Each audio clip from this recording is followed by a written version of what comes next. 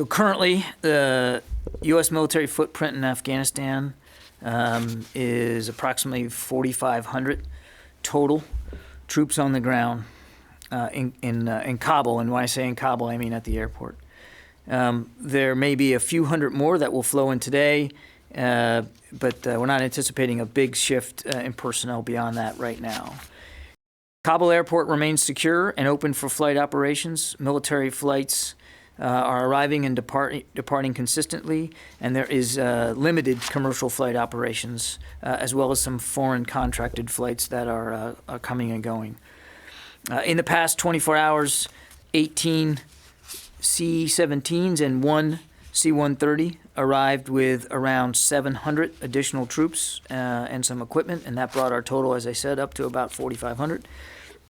The 621st Contingency Response Group out of Joint Base McGuire, Dix, Lakehurst arrived also in the last 24 hours. They were part of that flow in. This is a dynamic Air Force unit highly specialized in the rapid deployment of personnel to quickly open airfields and establish, expand, sustain, and coordinate air mobility operations. So this is a group that knows how to run airfields and can help with the actual air operations on the ground.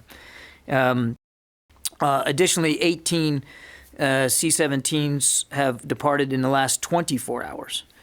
These flights have carried around 2,000 passengers, and I can confirm that 325 of those passengers are American citizens. The remainder of the number will include Afghans and some NATO personnel.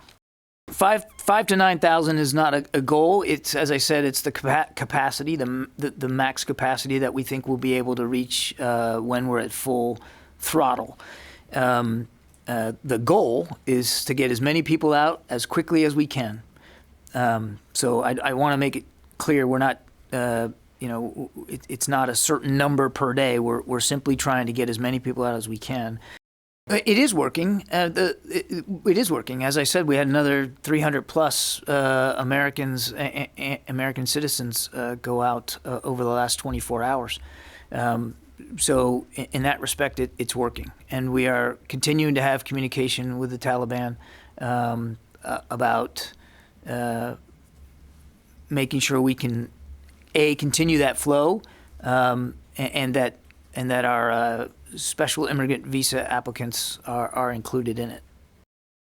What I can tell you is that we are aware that some shots were fired, largely around the gate areas, and it's our understanding that at least some of these, I can't account for every bullet, but at least some of these were fired by U.S. Personnel on the airport side of the perimeter as crowd control measures. As non-lethal warnings, if you will. No shots were fired by American troops at Afghans or anybody else.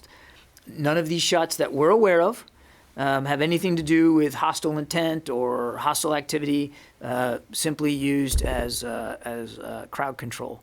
There is constant communication with the Taliban commanders outside the field with respect to helping us with the flow. And we are talking to them about the effect that their curfew and the limits that they're putting on flow outside the airport is having on our ability to accomplish the mission.